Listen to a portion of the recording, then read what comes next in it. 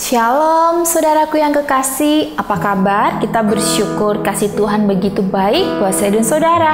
Pada hari ini kita bersyukur kepada Bapa kita yang baik, yang selalu menyertai pertolongan kita, kebaikan yang Tuhan berikan setiap hari tidak pernah terlambat. Saudara harus percaya bahwa di dalam Dia ada kemenangan. Mari kita mau memuji dan menyembah Dia. Katakan, Tuhan, kami mau menyerahkan hidup kami ke dalam tangan-Mu, Tuhan. Penolong yang selalu setia, memenuhi keperluanku, tak pernah Dia mengecewakan. Yesusku tak pernah gagal.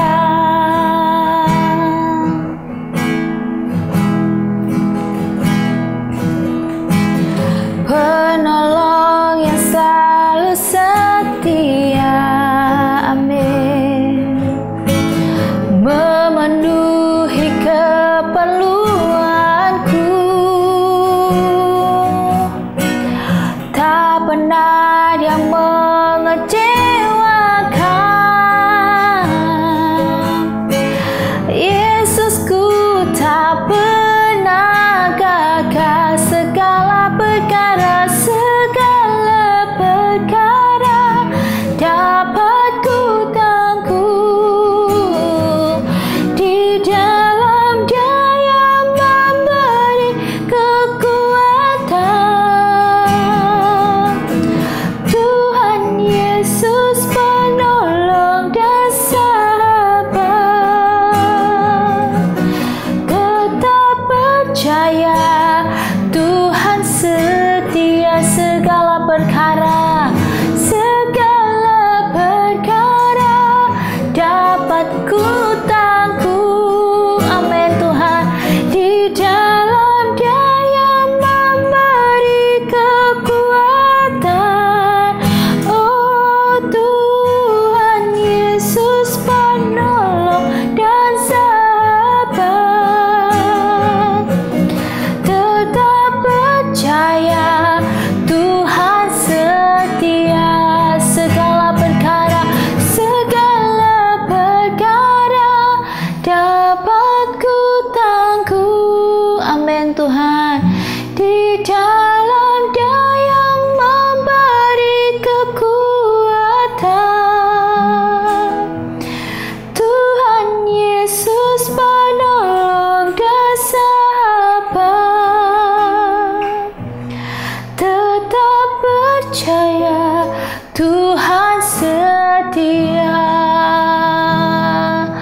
Tuhan Yesus penolong dan sahabat, tetap percaya Tuhan setia. Segala perkara Tuhan, kami mau berserah kepadamu Tuhan. Haleluya. Terima kasih Bapa. Kami bersyukur Tuhan. Kami bersyukur segala perkara dapat kutanggung di dalam Dia, di dalam Yesus yang memberikan kekuatan. Sebab Engkau Tuhan yang setia, yang tidak pernah meninggalkan. Kami bersyukur dan sangat bersyukur punya Engkau yang begitu baik dalam hidup kami.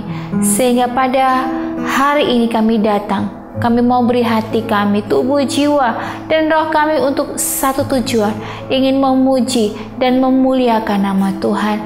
Bertatalah atas hidup kami ketika kami mendengarkan sabda firman-Mu. Ada kekuatan ada damai sejahtera yang Tuhan Yesus berikan dalam kehidupan setiap umat-Mu yang mendengarkan. Dan urapi hamba-Mu yang menyampaikan firman Tuhan, apa yang hamba katakan, pikirkan, semuanya untuk menyenangkan hati Tuhan.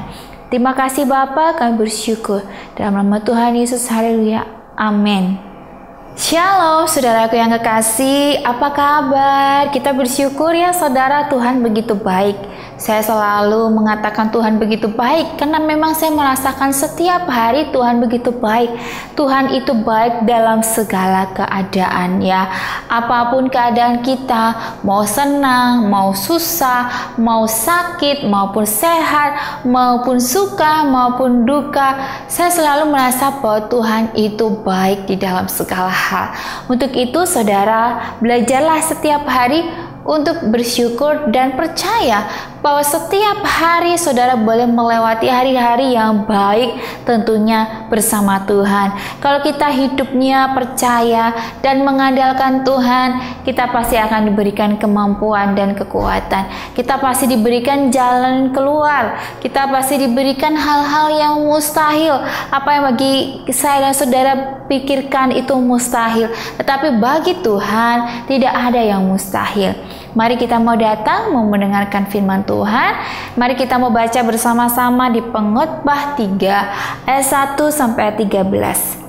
Pengkhotbah 3 ayat 1 sampai 13 yang berbunyi demikian. Untuk segala sesuatu ada masanya. Untuk apapun di bawah langit ada waktunya. Ada waktu untuk lahir, ada waktu untuk meninggal, ada waktu untuk menanam, ada waktu untuk mencabut yang ditanam. Ada waktu untuk membunuh, ada waktu untuk menyembuhkan, ada waktu untuk merombak, ada waktu untuk membangun, ada waktu untuk menangis, ada waktu untuk tertawa, ada waktu untuk meratap, ada waktu untuk menari.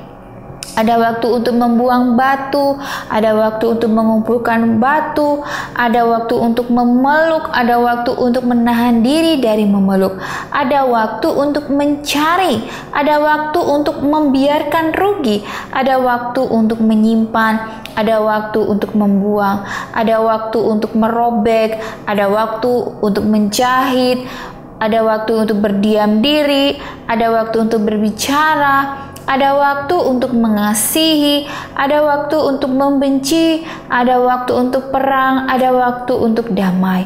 Apakah untung bekerja dari yang dikerjakan dengan berjerih payah? Aku telah melihat pekerjaan yang diberikan Allah kepada anak-anak manusia untuk melelahkan dirinya. Ia membuat segala sesuatu indah pada waktunya. Bahkan ia memberikan kekekalan dalam hati mereka. Tetapi manusia tidak dapat menyelami pekerjaan yang dilakukan Allah dari awal sampai akhir. Aku tahu bahwa untuk mereka tak ada yang lebih baik daripada bersuka-suka dan menikmati kesenangan dalam hidup mereka. Dan bahwa setiap orang dapat makan, minum, dan menikmati kesenangan dalam segala jerih payahnya. Itu juga adalah pemberian Allah. Amin, saudara. Di sini firman Tuhan ya saya bertemakan cukup waktu ya. Semua orang diberikan waktu yang sama ya, waktu 24 jam dalam sehari ya. Bahkan juga dalam hidup ya, kita juga pasti akan mengalami hal-hal yang seperti firman Tuhan berkata bahwa ada yang melahirkan, ada yang meninggal ya, seperti halnya dengan berita yang sedang booming, yang sedang berlangsung ya pada akhir-akhir ini adalah seorang anak yang terhanyut ya di dalam air ya, dan usianya masih muda ya saudara. Dan di sini juga memang firman Tuhan yang berkata bahwa manusia itu tidak bisa memprediksi kapan mereka meninggal ya, kapan mereka harus meninggalkan dunia ini. Tetapi yang perlu kita persiapkan adalah ketika kita masih hidup ya, kita harus meninggalkan perbuatan yang baik ya, supaya yang pastinya untuk menyenangkan hati Bapa di surga. Untuk itu saudara ya, jadi orang itu umurnya tidak bisa diprediksi ya. Jangan senang-senang dulu anak muda ya. Kalian berpikir bahwa saya masih muda kok, waktu saya masih panjang. Tidak demikian ya. Atau mungkin orang tua merasa bahwa sudah saatnya ya, saya sudah selesai mungkin di dunia, pikir seperti itu. Tetapi malah justru sebaliknya ya, saat-saat ini malah yang meninggal duluan anak-anak muda. Yaitu sebenarnya Tuhan memperingatkan kepada kita selagi masih hidup, jangan sembrono, jangan hidup menurut pengertian diri kita sendiri, tetapi bagaimana kita hidup mempersiapkan bahwa memang hidup ini hanya untuk memuliakan Tuhan saja. Saya selalu belajar dalam menjalani hari-hari saya, seperti halnya bahwa saya tidak lama hidup di dunia. Ya, bukan berarti saya tidak punya semangat hidup, tidak. Tetapi saya belajar dengan seperti itu. Saya lebih berhati-hati, saya lebih belajar sungguh-sungguh mencari dan mencintai Tuhan. Ya saudara, jangan habiskan waktu saudara untuk menyenangkan dunia. Ya, bersenang-senang dengan, ya boleh bersenang-senang dengan harta, boleh. Tapi kalau bisa dengan harta, dengan uang yang kita punya, kita memuliakan Bapa kita di surga ya. Seberapa banyak dari kita lebih ya mementingkan bersenang-senang daripada kita bersekutu dengan Tuhan ya. Saya tidak mau menuduh siapapun ya yang saudara mendengarkan saat ini, tetapi saya belajar bahwa saya pernah ada dalam posisi di mana saya seperti itu. Ketika sudah memiliki segalanya, kita menjadi menomorsatukan Tuhan daripada menomorsatukan Tuhan ya. Kita lebih mementingkan harta, pekerjaan ya, bahkan urusan-urusan yang sebenarnya bisa loh kita bisa excuse lah ya, tetapi kita karena sudah terbiasa dengan hal-hal dunia, jadi sering menomorduakan Tuhan ya saudara.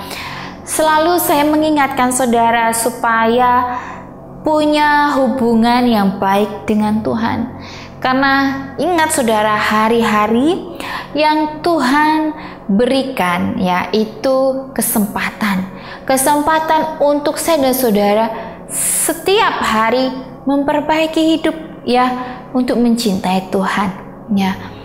Bahkan saya mendengar ada seorang yang sudah dibesuk ya, sudah dibesuk berkali-kali karena sudah lama tidak bergereja, tetapi beliau merasa bahwa ada ganjalan dalam hatinya, bahwa ada sesuatu yang tidak berkenan pada gereja, dan dia merasa bahwa saya tidak perlu ke gereja lagi.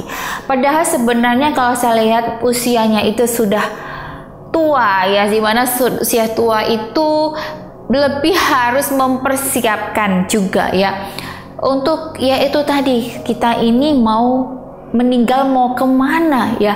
Ketika sudah dibesuk dan sudah didoakan, sudah dikasih tahu, tetapi tetap saja beliau mengeraskan diri dan sampai pada akhirnya meninggal pun ya. Saya berdoa dan Tuhan berikan kasih karunia kepada beliau ya.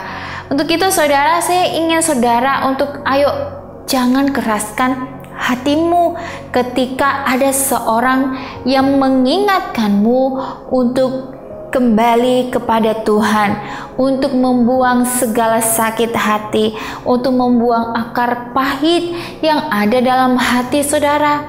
Jangan membiarkan hal-hal yang tidak baik itu tertanam dan menjadikan akar penyakit yang tidak membuat badan kita menjadi lebih baik ya. Untuk itu mari kita mau berfokus kepada apa yang mau kita tuju dalam dunia ini, yaitu apa yang sudah Tuhan tetapkan dalam kehidupan saya dan saudara. Karena dalam hidup ini semuanya ada waktunya ya. Untuk itu saudara, ketika kita percaya bahwa Tuhan memberikan kekekalan dalam hati mereka, tetapi manusia tidak dapat menyelami pekerjaan yang dilakukan Allah dari awal sampai pada akhirnya. Ada kalanya kita sering cenderung terlalu berfokus pada apa yang ada saat ini atau pada apa yang kita lihat saudara, apa yang kita lakukan, dengan mencari waktu untuk melakukan hal-hal yang penting bagi kita. Namun dalam Pengkhotbah 3 ayat 11 menyatakan bahwa Allah itu memberikan kekekalan dalam hati kita. Untuk